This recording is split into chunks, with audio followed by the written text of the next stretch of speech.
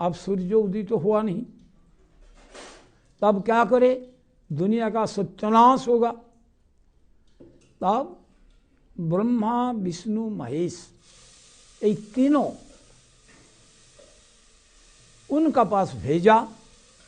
किसको भेजा?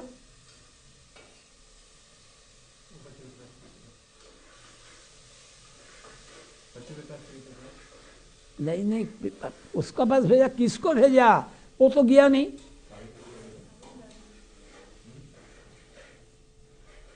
जानते नहीं?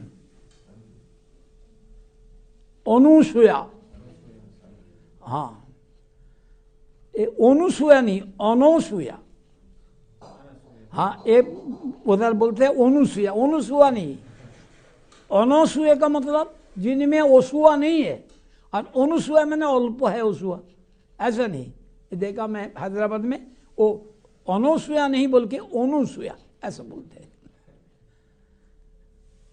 और तो नाबोध होने से थोड़ा असुविधा होता है। उनको भेजा जिनमें ओसुआ नहीं है, देश नहीं। आज जिसमें अनुसुया मतलब अल्प देश है, ज्यादा नहीं। आप इन्होंने बोला ये देखो, जगत को अकल्याण करोगे, जगत का अकल्याण तो मैं नहीं चाहती हूं। इसका मतलब क्या? जो एक निर्दोष व्यक्ति को शास्ति हो जाए, जिनका कोई कसूर ही नहीं।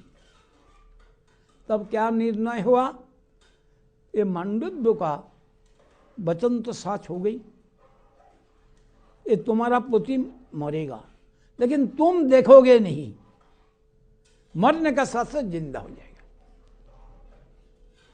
इसमें हमारा आपत्ति नहीं है। जब उनका मौत मैं ना देखो, ऐसा मौत में हमारा आपत्ति क्या? ऐसे ही हुआ। और शर्त रखा क्या? उनका पुत्र रूप से आने पड़ेगा। किसको? ब्रह्मा विष्णु महेश को। किसका? वो जो बिचौली बीच में जाके इसको मनाया, तभी उनका पुत्र हुआ दत्तात्रेय। ये उत्तरी ऋषि का पत्नी था। दत्त अत्रेय, अत्रेय को अपना दान दिया। ऐसी बात होता है। अनसुया को क्यों भेजा महाराज? हैं? अनसुया को क्यों भेजा था? उनको कौन माना है? जाओ इनको बताओ, ये सूर्य उदित होने दे। वो जाके उनको समझाए। वही शर्त से किया। वही व्यक्ति बिचौला होता है, उससे कुछ देने पड़ता है, तो ऐसे ही तो कहते हैं ये वेद निषेध है।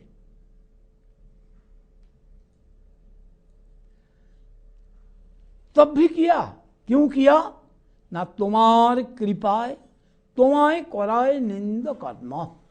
आपका जो कृपा दया, इससे आपको निंद कर्म कराते हैं। आमान स्तरित तुम्हार यहाँ आगम निंद कर्म, साक्षात ईश्वर तुम्हें के जाने तुम्हार मर्म। अब साक्षात ईश्वर है, आपका मर्म कौन जान सकता है? कोई नहीं जानता है। आमान स्तरित तुम्हार यहाँ आगमन, आप जो यहाँ आया है मुझको उद्धार करने के लिए। परम दयालु तुम्हें पतित पावन, आप परम दयालु पतित पावन है। महान तो स्वभाव यही तारिते पामो, निज कार्य नहीं तबु जानतार घर। महंत का स्वभाव यही है, पामोर को उद्धार करने के लिए अपना कुछ काम नहीं, तब भी वहां जाते हैं। इसीलिए आपको यहाँ आने का कुछ काम नहीं था, मुझको उद्धार करने के लिए ही आया।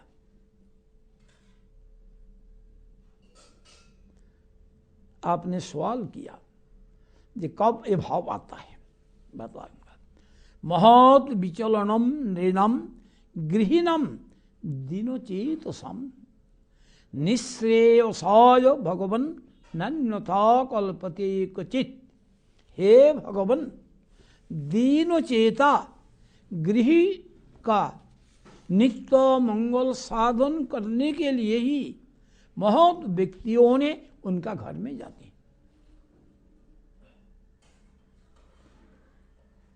इसका कोई दूसरी कारण नहीं। दूसरी कारण क्यों नहीं? वो महत्व नहीं है जिसका कोई दूसरी कारण न रहे। महत्व का स्वरूप लक्षण होता है भगवान में अनन्य भक्ति। जब अनन्य भक्ति रहते हैं, अनन्य भक्ति में तो होता है अन्याभिलाषिता शून्यम ज्ञान कर्मादि अनावृतम आनुकूल्येन कृष्णानुशीलनम। तो यहाँ अन्याभिलाष कैसे रहेगा? इसलिए कुछ कारण नहीं है, कारण एक ही है। ये पामर को उद्धार करना।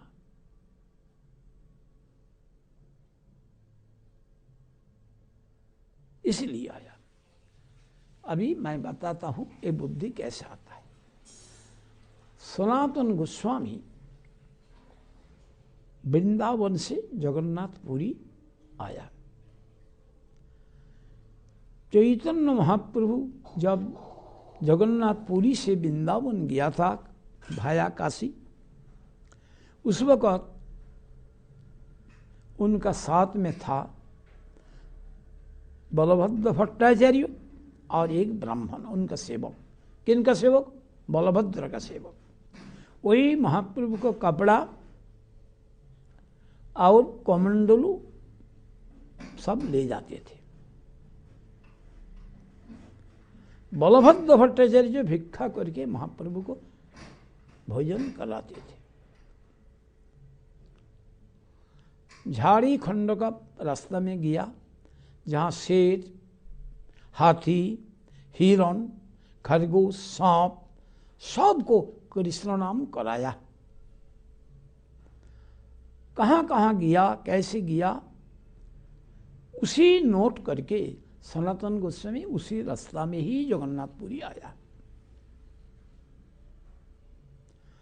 तरह तरह की पानी पिया, पानी में नहा, शरीर में खुजली आ गया और उस खुजली से पीप निकलने लगा। जब जगन्नाथपुरी में पहुंचा, श्री चैतन्य देव उनका देखते ही आलिंगन किया। उन्होंने दूर से प्रणाम किया था, प्रभु जाके जबरदस्ती आलिंगन किया। प्रभु मुझे स्पर्श नहीं करना, मैं स्पर्श योग्य नहीं हूं, इससे मेरा अपराध होगा। हमारा शरीर में पीप निकालता है, क्लेद है, आपका श्रीअंग में लगेगा तो मेरा अपराध होगा, मेरा नरक गति होगा। महाप्रभु सुना नहीं, जबरदस्ती आलिंगन किया और क्या बोला? ये देखो मैं सन्यासी हूं, हमारा समोदृष्टि धर्म चंदन पंकित मोर ज्ञान है सम। चंदन और कीचड़ में मैं बराबर देखता हूं, यही तो सन्यासी का धर्म है। तुम्हारा शरीर में इसमें एक बीमार देकर कृष्ण मेरा परीक्षा ले रहा है। अगर मैं तुम्हें आलिंगन ना करो तो मेरा अपराध होगा। सनातन गोस्वामी को ये विचार अच्छा लगा नहीं। फिर कहा सच बात यही है, तुमको मैं पल्ल और अपना को मुझको पालक समझता हूं। बच्चा का शरीर में ऐसा हो तो वो माँ उसको बच्चा को फेंक देंगे? फेंकेंगे नहीं, और उसमें तो लगेगा शरीर में।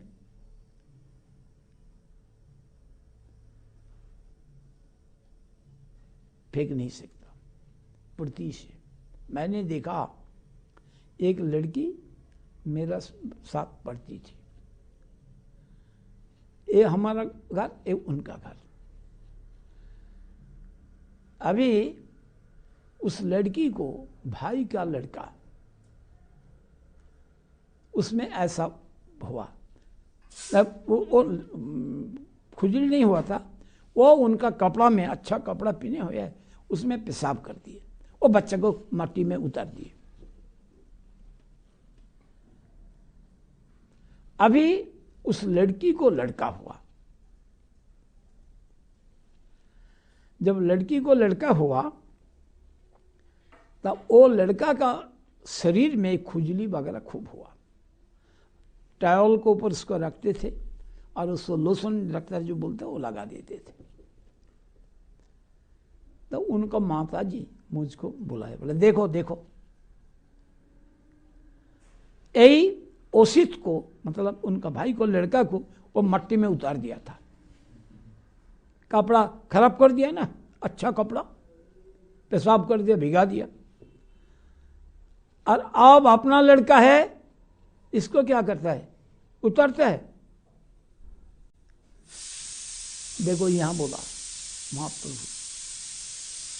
ये पाल्यों को पालक घृणा करते हैं, तो मैं तुमको पल्लो और अपना को पालक समझता हूं। इसीलिए इसमें तो हमको घृणा तो होता ही नहीं, प्रीति होता है। उससे बच्चा को ऊपर माता को प्यार कम होता है, बढ़ता है।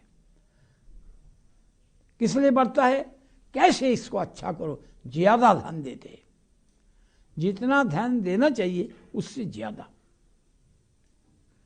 अभी सनातन गोस्वामी विचार किया, जब मना करने से भी प्रभु सुनता नहीं, तो मैं क्या करूं, रथ का पहिया का नीचे जब रथ चलेगा अपना शरीर त्याग देंगे। मन ही मन विचार किया। चैतन्य महाप्रभु समुद्र स्नान करके वहां आया, वहां मतलब सिद्ध गोकुल, वहां रहते थे सनातन गोस्वामी, रूप गोस्वामी, हरिदास। क्योंकि ये लोग अपना को पतित समझकर जगन्नाथ मंदिर का नजदीक जाते नहीं। और महाप्रभु समुद्र स्नान करके वहां आते थे, जाते वक्त नहीं। इसका मतलब क्या, जे समुद्र स्नान से पवित्र होकर इनका दर्शन, आज यहां दर्शन करके समुद्र स्नान किया तो कोई अर्थ लेगा जे दर्शन से अपवित्र होकर स्नान करके पवित्र हुआ। पवित्र होके दर्शन करना, जैसे मंदिर में जाते हैं पवित्र होके मंदिर दर्शन करके स्नान करता है, ऐसे ही देखा है। आकर ही अचानक बोला, किसको बोला, हरिदास को, हरिदास कोई व्यक्ति किसी का पास अपना वस्तु अमानत रखे, वो उसको दान अथवा दूसरी काम पे लगा सकता है ना। प्रभु सज्जन ऐसा नहीं करते। तो ये सनातन को समझाओ, ये मेरा वस्तु दान करने चाहता है, नष्ट करने चाहता है, इनको क्या अधिकार है। इनका शरीर से मैं इतना काम लेने चाहता हूं, लुप्त तीर्थ उद्धार, नाम प्रेम प्रचार, शिव विग्रह सेवा प्रकाश।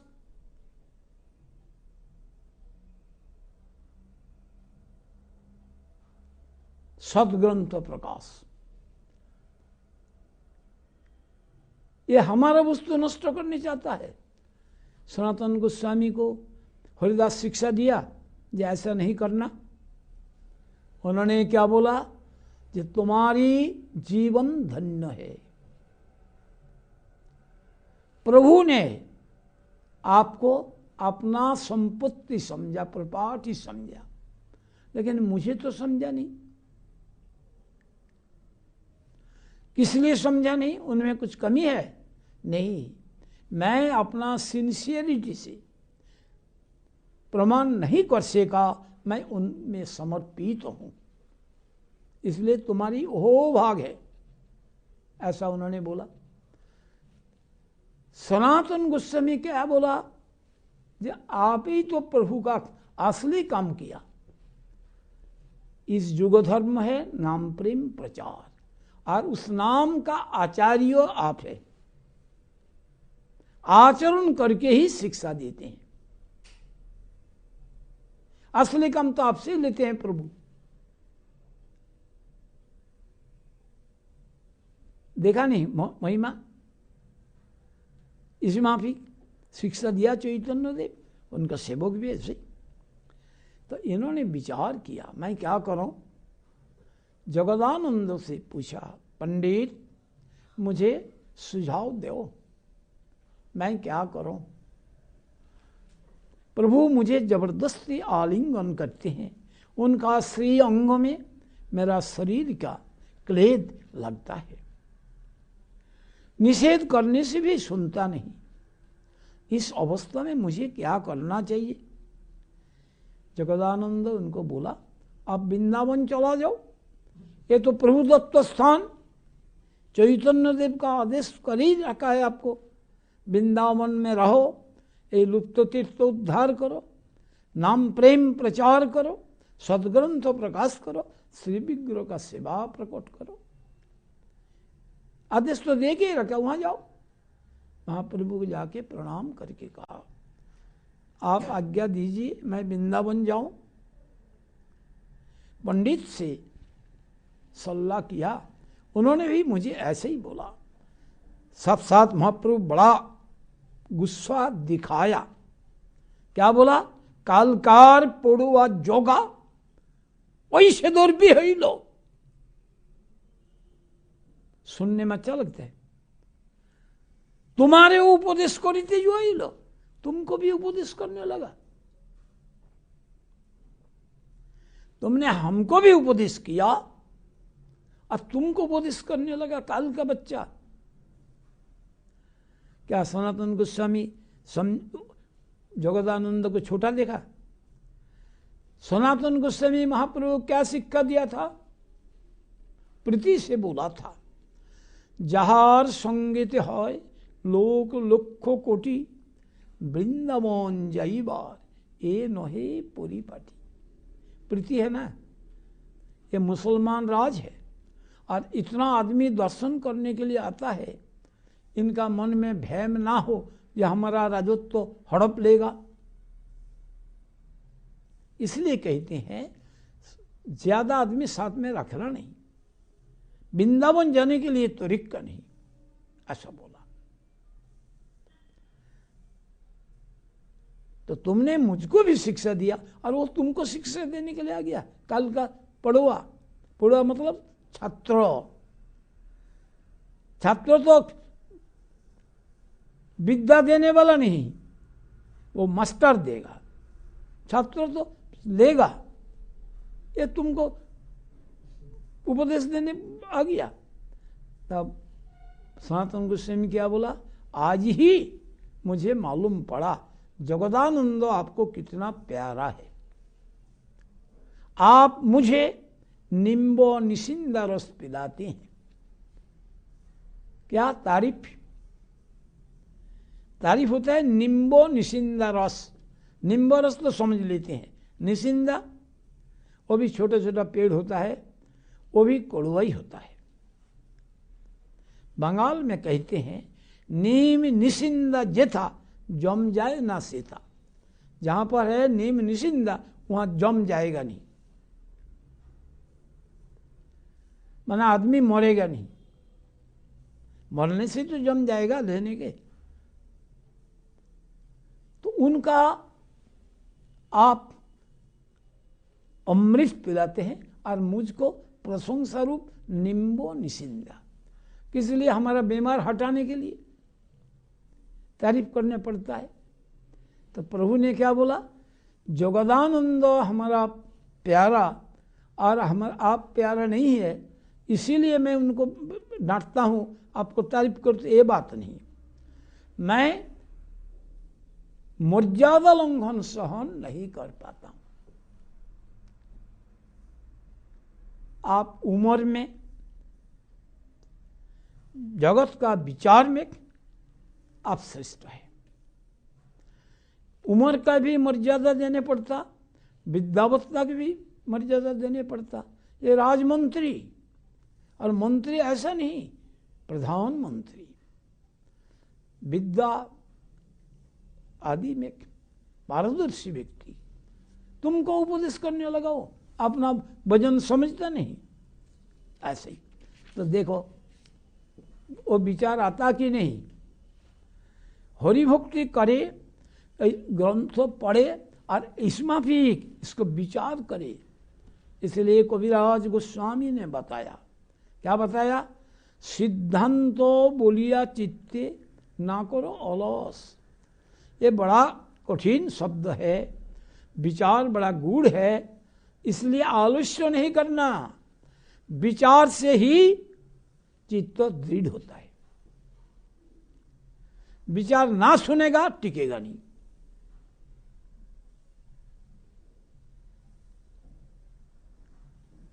कभी टिकेगा नहीं, ऐसा बात होता है।